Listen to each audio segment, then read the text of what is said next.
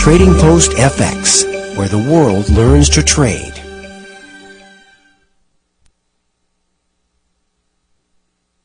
Welcome to Module 4, Putting It All Together. In Learning Object 1, we will learn about rules, patterns, and probabilities, and the Elliott wave trading map. Energy is the essence of life. Every day you decide how you're going to use it by knowing what you want and what it takes to reach that goal, and by maintaining focus. Said by Oprah Winfrey, O Magazine, July 03. I know for me, when I plan my day so that my time is managed, I find that I am more focused and able to accomplish my daily goals. My trading efforts as a result are better managed as well. That's what Module 4 is all about, planning our trades and trading our plan. The Elliott wave principle is about learning the rules, understanding the patterns and setups, and assessing the probabilities. In a game like bridge, there are rules which cannot be broken. In Elliott wave analysis, there are also 3 rules which cannot be broken. These rules can play a large part in defining our stop-loss levels. Chess is a game of pattern recognition and setups. The ability to see ahead several moves in the game is crucial to your success. Elliott wave analysis enables you to learn the patterns so that you readily see trade setups and can anticipate subsequent market moves. There are some setups which are simply easier to see and trade. Poker is a game of assessing probabilities of the success of the cards in your hand. By learning the Elliott wave targeting guidelines and wave personalities, you will be able to assess probable moves. You want to be in those high probability setups. One thing that all 3 games have in common is the need to focus and remain in tune with the game. By the same token, it is important with trading to remain in tune with the market and not lose focus. Don't let that little voice in your head interfere with your game. Plan the trade and trade the plan. It may be obvious to you that the use of the Elliott wave principle is not a mechanical approach to trading foreign exchange, just as bridge is not mechanical and neither are chess or poker. Rather, it is an approach using probabilities while sticking to the rules and learning trade setups. This approach implies forecasting and prediction. While it is probably the most effective forecasting tool available, use it to project high probability targets rather than exact targets. Also, keep an open mind about the moves and always be aware of an alternative wave count. That means be flexible in your approach, stick with your preferred count, but when it goes wrong, your alternative count will kick in. Also, please know that even if your count is off, you can still make money trading the waves. Just know whether you are in a 5-wave impulse move or a 3-wave corrective move. Up until now, we have learned the tools of the trade. We have learned how to use the Elliott wave to see where we are in the wave cycle and where we are potentially going. To master the tools of the trade, however, requires practice. If you are ready to continue this wave riding journey, then we are ready to introduce the Elliott wave trading map. To determine whether you are ready for this section, please answer the following questions. What if I told you that you could learn how to trade the waves with multiple lots and know when to be fully invested and when not to be? Is that something you would be interested in? How would you like to become a competent advanced trader and know it in your gut that you are one? If you answered yes to these questions, then you are ready to proceed. We will now proceed to learn the Elliott wave trading map, which will move you forward to accomplishing the following goals. To learn to ride the Elliott waves using a systematic, predefined approach. To learn trade management with multiple lots on an Elliott wave sequence with the Elliott wave trading map. This is where we learn to trade in the zone and feel extremely competent in our trading skills. This level is accomplished because as a trader, we have put in the time required for research, planning, analysis, and practice. At this level, we learn to trade multiple lots by being fully invested when the market tells us to be, and the least invested when there are fewer trading opportunities. Here is a review of the naming convention introduced in Module 1. The naming convention that I use is consistent with Elliott's labeling, as he named 9 degrees of waves, which you can see in this chart. There are 9 wave degrees, beginning with grand supercycle, the largest degree, and ending with subminuet waves, the smallest degree that he observed. Each wave degree subdivides into waves in the smaller degree.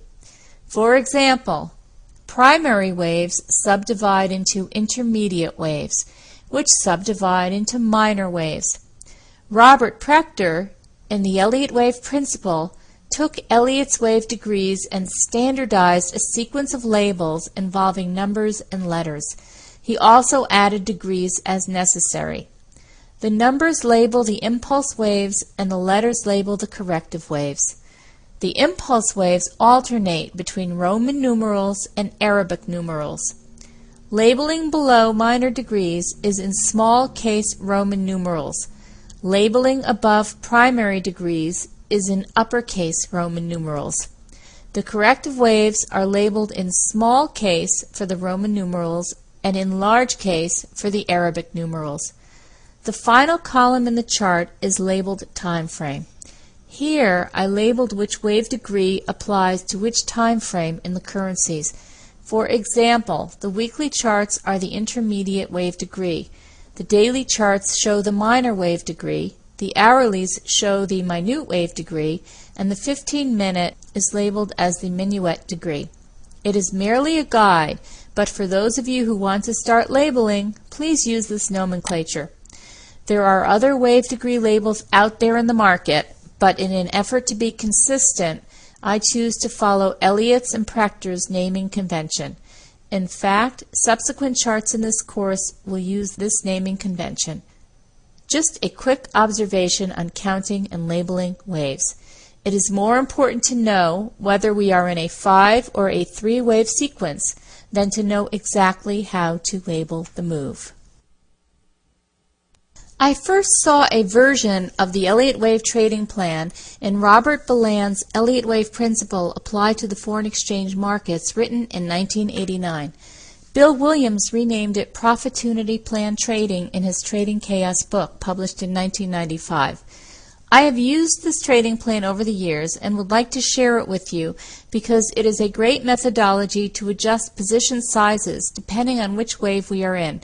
It is a systematic approach to taking positions in a 5-wave and subsequent corrective sequence. We might intuitively know to take the largest position during a wave 3, but this plan quantifies the number of lots at each level. I have modified the plan as I saw fit and renamed it the Elliott Wave Trading Map.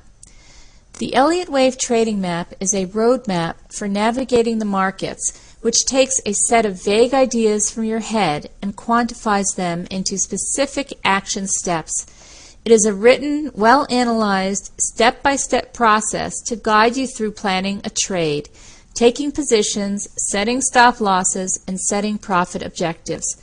The plan applies money management principles so that you maximize your profits and minimize your losses. This can be compared to going on a cross-country trip from the East Coast to the West Coast without maps. Do you just drive west and know you've arrived when you hit the Pacific Ocean? Or do you follow a map to find the best way to reach your destination? To maximize time spent sightseeing while minimizing the drive. With your Elliott Wave Trading Map, you won't get lost. You will have clear instructions upon which to base your trading decisions. Keep this map with you at all times and use it on a daily basis. Without it, you might get lost.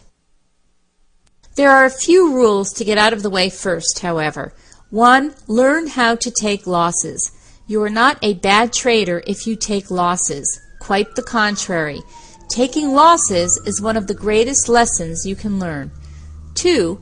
If by chance you do get lost gracefully and choose another route. This is akin to having an alternate count in Elliott wave analysis. You don't have to have the exact right count in order to take advantage of the waves. Keep an open mind as you learn how to trade the waves. 3. Practice riding the waves. In surfing, the bigger the wave tackled, the greater the chance of a wipeout. An occasional splash in the water, however, is the price one pays to master this science. 4. With money management principles in hand, visualize those impulse waves coming into shore and the corrective waves moving out to sea.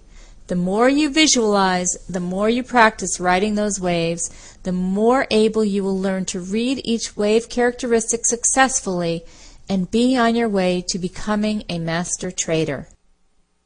The first step in this approach is to determine your time frame for trading. I have illustrated 3 different time frames for you and have labeled them long-term position setup, medium-term swing setup, and short-term intraday setup. The long-term position setup uses the weekly price chart with the daily price chart for confirmation. The medium-term swing setup uses the daily price chart with the hourly chart for confirmation. The short-term intraday setup uses the hourly chart and the 15-minute chart for confirmation. Working with a top-down approach, let's take a look at the long-term position setup with the naming convention presented a few slides back. As you can see, the weekly chart can be broken down into its daily subwaves. So, the 8-wave pattern with 5 trend and 3 corrective waves are subdivided into 21 trend or impulse waves and 13 corrective waves, which happens to be a zigzag pattern. The trend move is drawn in blue and the corrective move is drawn in red. Also, the daily chart is superimposed on the weekly chart, so you can clearly see the daily sub-waves. Furthermore, the trading time frame, if one were to trade this entire Elliott wave sequence, lasts between 3 months and 1 year, which is almost certainly a long-term trade. In our Euro-USD example, this long-term position setup took 11 months to complete, from the start of Wave 1 in January 05 to the end of Wave 5 in November of 05. This is the weekly chart with the appropriate labeling convention applied. Moving ahead to the medium-term swing setup, the daily chart is then broken down into its hourly subwaves. So the 21 impulse waves become 89 impulse waves, and the 13 corrective waves become 55 corrective waves, for a total of 144 waves, starting from the weekly and moving down to the hourly. The largest wave degree that we are starting with is the weekly chart, which is further subdivided into the daily and the hourly. The estimated time to trade this 8-wave sequence is 1 month to 5 months. In our Euro-USD example, this medium-term swing setup took anywhere from 2 months to 5 months to complete. Subwave 1 took 2 months, Subwave 3 took 5 months, and Subwave 5 took 3 months to complete. These moves are all part of the 5-wave sequence that you can see on this daily chart from January to November 05. Let's have a look at the short-term intraday setup to see the hourly chart subdivided further into the 15-minute chart. Again, the 5-wave sequence is an impulse or motive sequence in the direction of an uptrend. The corrective sequence is a 3-wave zigzag traded against the trend. Notice also point 0 and point T. Point 0 is the starting point for the 5-wave sequence, and point T is the termination point. The estimated time to trade this 8-wave sequence ranges from 1 day to 3 weeks.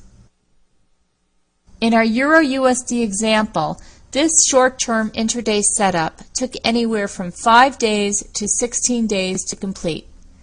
Subwave 1 of 5 took 5 days, Subwave 3 of 5 took 16 days, and subwave 5 of 5 took 13 days.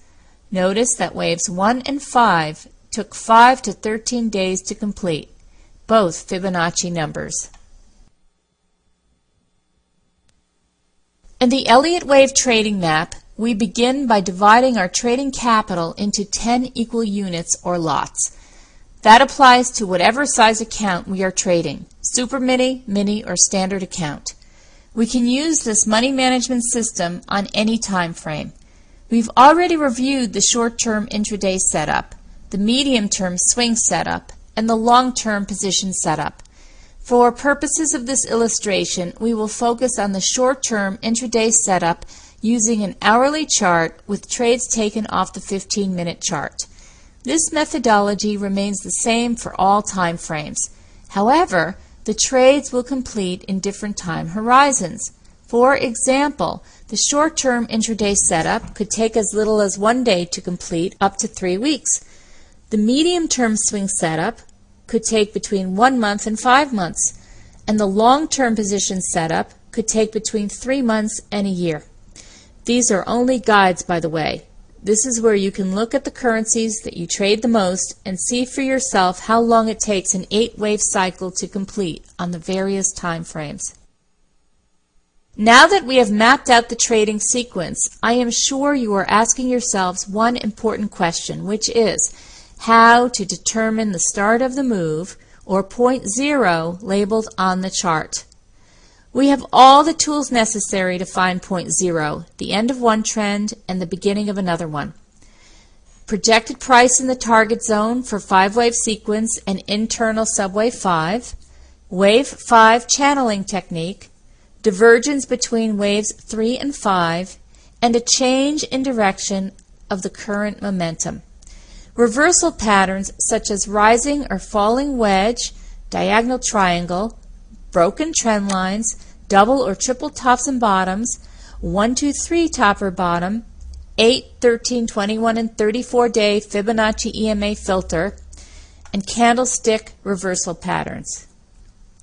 When you see at least 3 to 4 out of 6 of these trend-ending confirmations on the chart, you can assume that we have completed a 5-wave sequence and that a new 5-wave sequence is about to begin.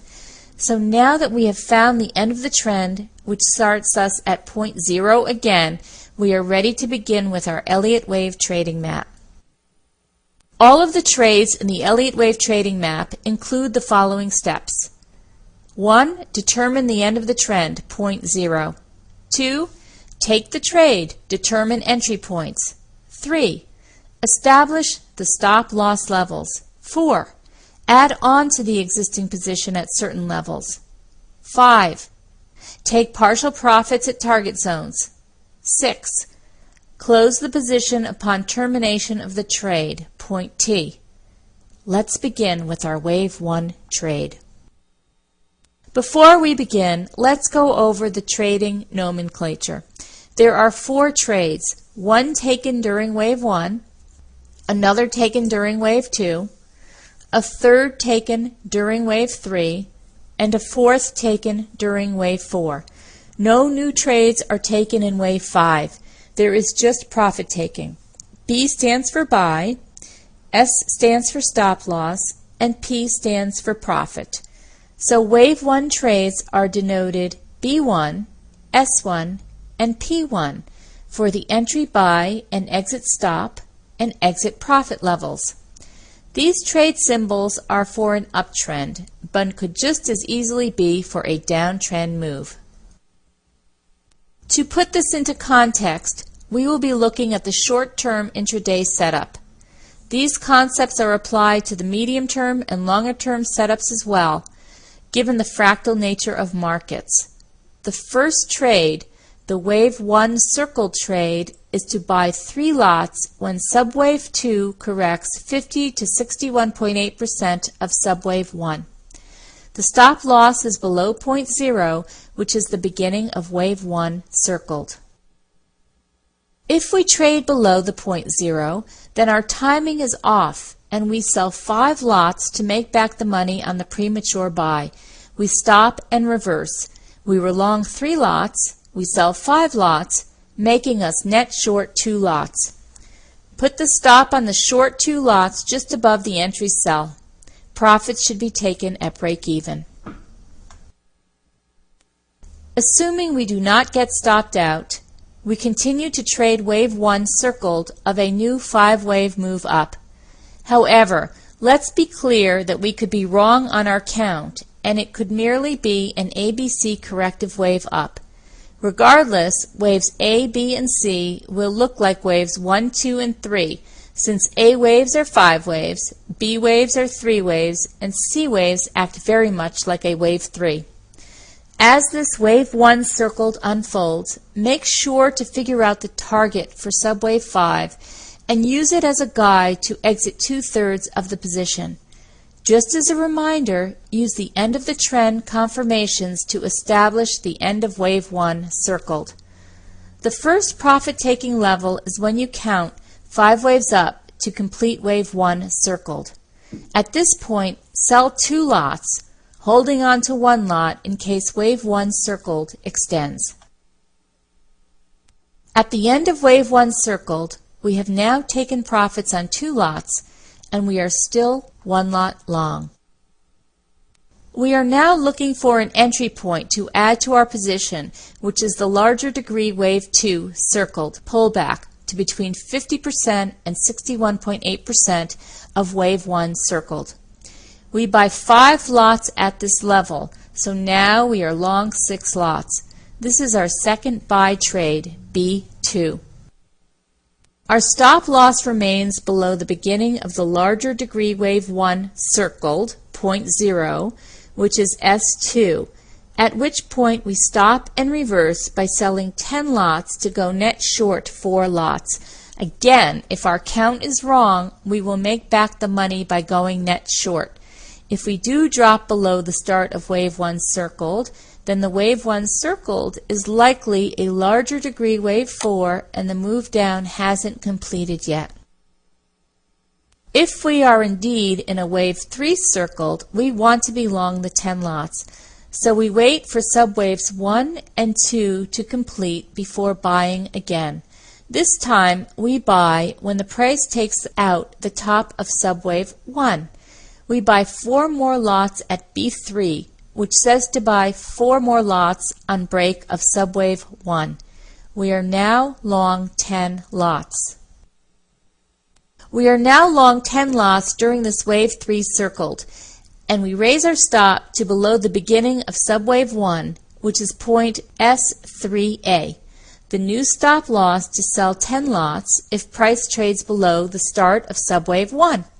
This is because one of the rules of the Elliott wave principle is that wave 2 cannot go below the start of wave 1. If we get stopped out, we have no position remaining.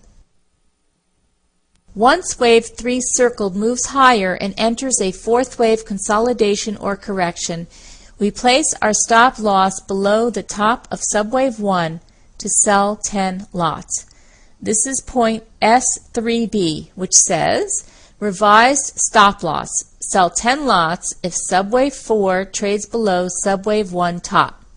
Any subwave 4 retracement at this point should not go below the top of subwave 1. If we get stopped out below the top of subwave 1, we lock in profits on the first 6 lots and pay the spread on the last 4 lots bought.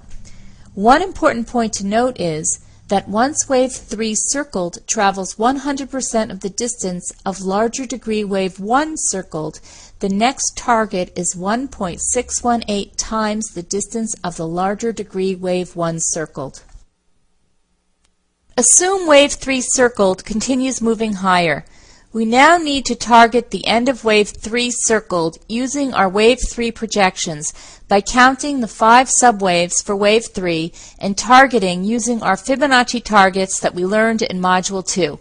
When we reach our calculated goal, we sell 7 out of the 10 lots.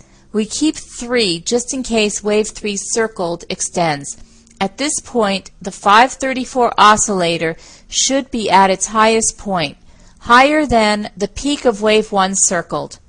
On a smaller time frame, we should also be able to see divergence between subwaves 3 and 5 of the third wave. To summarize the wave 3 circle trades, we start out long one lot from the wave 1 circle trade. We buy 5 lots at the bottom of wave 2 circled. We buy 4 more lots as we trade above subwave 1 of this third wave. And we are long 10 lots. Our stop loss at this point is below the top of subwave 1, where if triggered, we sell out our 10 lots, leaving us with no position. Assuming wave 3 circled goes according to plan, we look to sell out 7 of the 10 lots at the end of wave 3 circled. We use all of our tools to pinpoint the end of the trend to exit our 7 lots.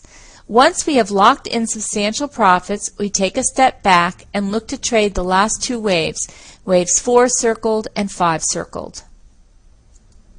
When wave 3 circled ends, we expect a wave 4 circle to unfold and look to go long again on the wave 4 circled retracement. That is circled wave 4. If subwave A of wave 4 circled makes 5 waves down, the pattern will likely be a zigzag with much lower prices, since A of the ABC retracement is 5 waves. If wave A is only 3 waves, then the wave 4 circled correction will likely be a flat, triangular, or irregular flat correction. When the 534 oscillator goes below the 0 line, the minimum requirements for the wave 4 circled correction are met. It doesn't mean the wave 4 circled correction is over, however, but it does give us a chance to start thinking about our re-entry point to be able to trade wave 5 circled. At point B4, we enter the 4th buy trade. After wave 4 circled has retraced 38.2 to 50% of wave 3 circled, you can buy 2 more lots depending on the strength of the wave 3 circled move.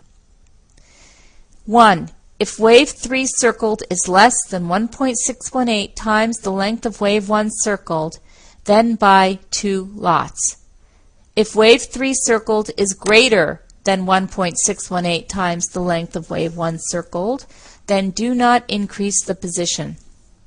The rationale is as follows.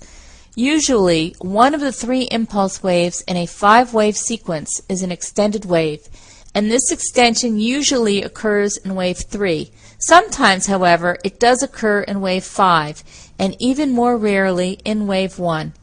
If wave 3 is not an extended wave, the probability is that wave 5 will extend. If wave 3 is between 1 and 1.618 times the length of wave 1, then the likelihood of wave 5 being extended is greater. If wave 3 is extended, meaning that it is greater than 1.618 times the length of wave 1, then wave 5 will likely not be a very long wave. In fact, it can even be a failed or truncated 5th wave. Remember that extended wave 3s can extend up to 2.618 or even 4.618 times the length of wave 1. At point S4A, we are now long either 3 or 5 lots, depending on our analysis and whether we bought 2 more lots. At this point, we set our stop loss, and the ideal stop loss is below the top of wave 1 circled. We know that if wave 4 circled trades below the top of wave 1 circled, then an Elliott wave rule has been broken, and it is likely that our position is wrong. What does that mean in terms of the wave pattern? Well, our assumption was that prices would work its way up in 5 waves. If the market stops here and only does 3 waves up, it will most likely be labeled as an ABC zigzag correction. Therefore, a stop and reverse trade below the top of wave 1 circled makes a lot of sense. Since we are long either 3 or 5 lots, a stop and reverse by selling 5 or 8 lots would make us net short 2 or 3 lots. Once the stop and reverse is triggered, the price action will likely go much lower and we will be able to begin this exercise again, but we will already be short. At point S4B, we raise our stop loss. Assume wave 5 circled continues higher and trades up for subwave 1, subwave 2, and subwave 3. Since we are long our 3 or 5 lots, we update our stop loss level. We raise our stop to the bottom of subwave 1. If subwave 2 comes below the start of subwave 1, we break another Elliott wave rule and we must exit our entire position and stand aside. At this point, we sell all 3 or 5 lots.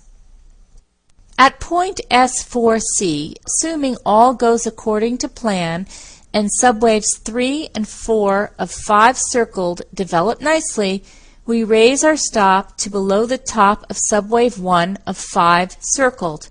We know that subwave 4 on its correction of subwave 3 cannot go below the top of subwave 1. At this point, we exit all positions.